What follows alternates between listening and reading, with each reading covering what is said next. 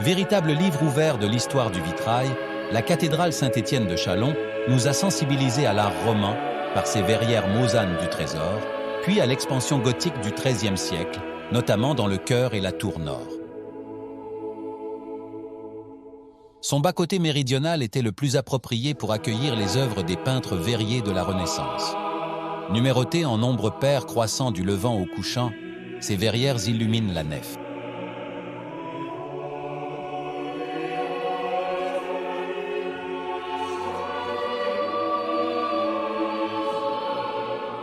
Réalisée de la fin du XVe siècle au début du XVIe sur des baies plus vastes, elle s'écarte des couleurs vives, éclatantes et des formes encore stylisées du Moyen-Âge pour aller vers plus d'humanisme, de réalisme.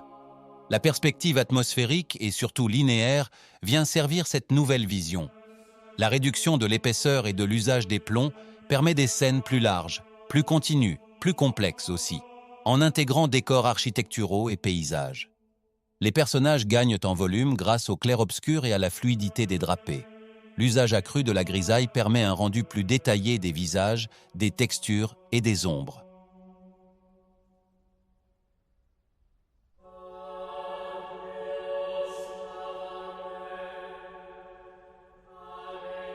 Comme les suivantes, la baie 40, illustrant la Genèse, se compose de petits tableaux juxtaposés.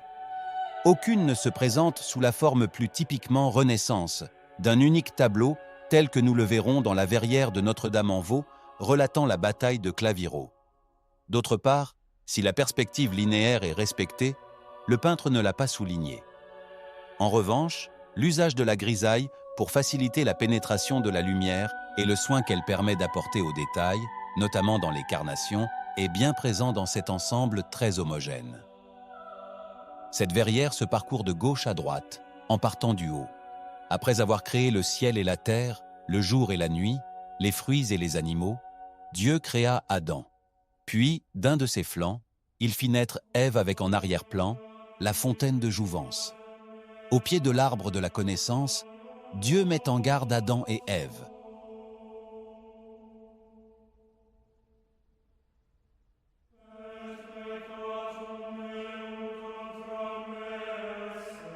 Le serpent tente Ève qui succombe.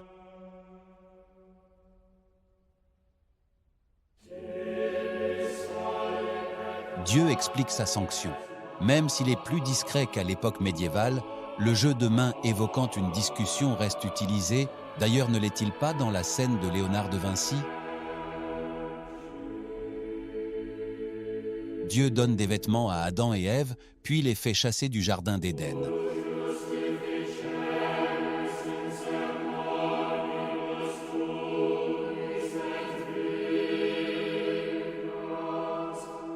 Adam et Ève sont condamnés au travail. Caïn et Abel adressent leur offrande à Dieu qui, préférant l'agneau aux fruits, provoqua le premier fratricide.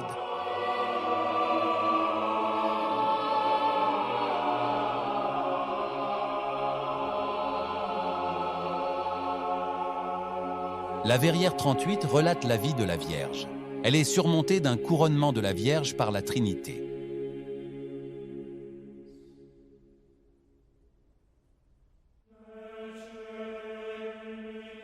Au-dessous se déroule la Visitation, la rencontre d'Anne et de Joachim et la naissance de Marie, la présentation de Marie au Temple et l'Annonciation.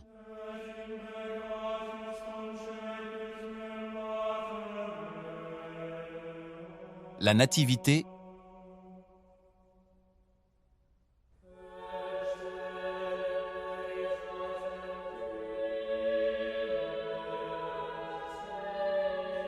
et la Dormition.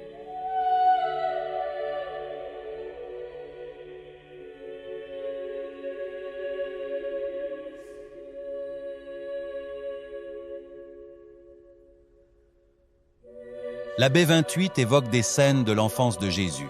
Au-dessous d'un baptême du Christ,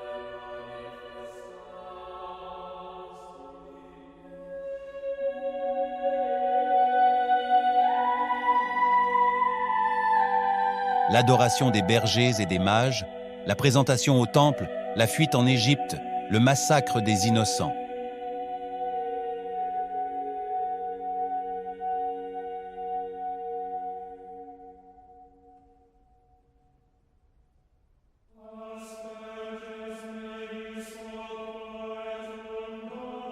Jésus parmi les docteurs. Jésus travaillant le bois près de Joseph et Marie.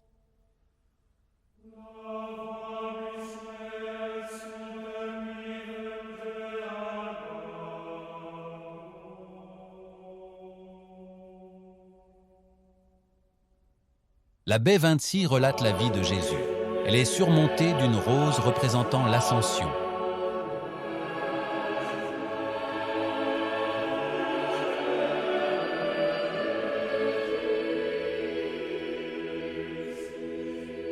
Pour la plupart, les panneaux illustrent les miracles, la multiplication des pains.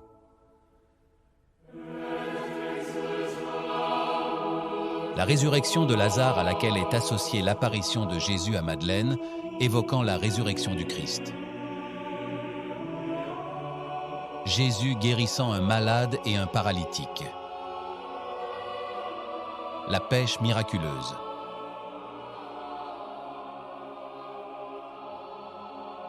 Dans les noces de Cana, la perspective est particulièrement soignée.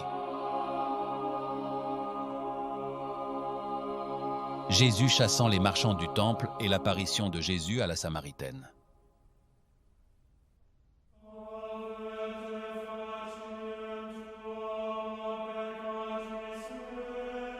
À la baie 36 se déroule la Passion du Christ.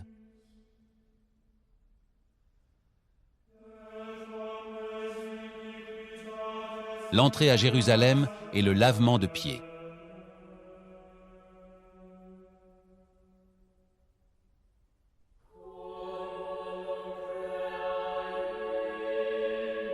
La Seine et le mont des Oliviers. Judas et les 30 deniers d'argent de la trahison. Le baiser de Judas et l'arrestation du Christ. Jésus devant le Sanhédrin. Le reniement de Pierre et la flagellation.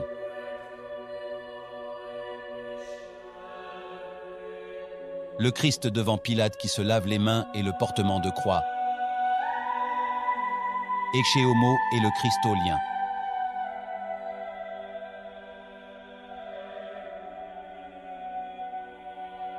La crucifixion.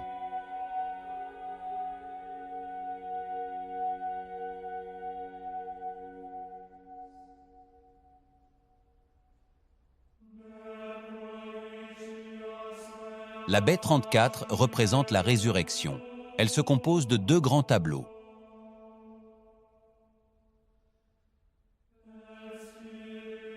Celui du bas, consacré à la résurrection, possède toutes les caractéristiques de la Renaissance. Il n'est pas limité par la structure de la baie, les couleurs sont riches et les nuances subtiles. Le rendu des corps, la gestuelle, les drapés visent à l'expression des sentiments. La perspective contribue à rendre la scène vivante.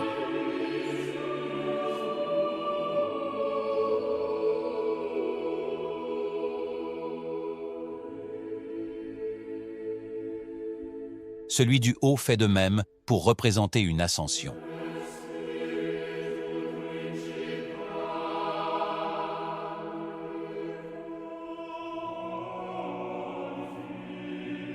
La Verrière 32 relate la vie de saint Étienne.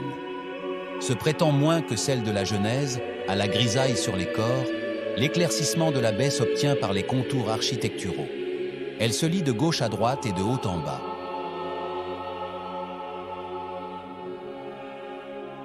Les apôtres entourent saint Étienne.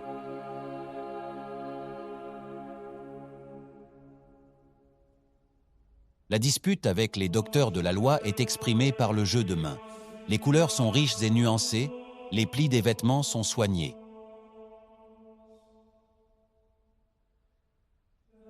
Étienne est condamné par le Sanhédrin.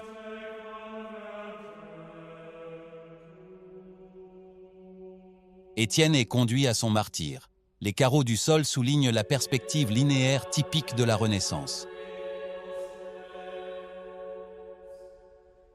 Réalisée en 1887, la scène de la lapidation est un bon exemple du choix archéologique qui copie fidèlement les techniques d'origine et rigoureusement utilisées pour la restauration.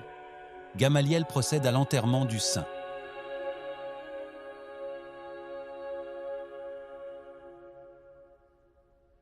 Cette verrière, dédiée au saint patron de la cathédrale, achève notre parcours renaissance des vitraux de l'édifice, mais celui-ci recèle d'autres vitraux plus récents et bien d'autres vitraux renaissance de Châlons sont encore à découvrir.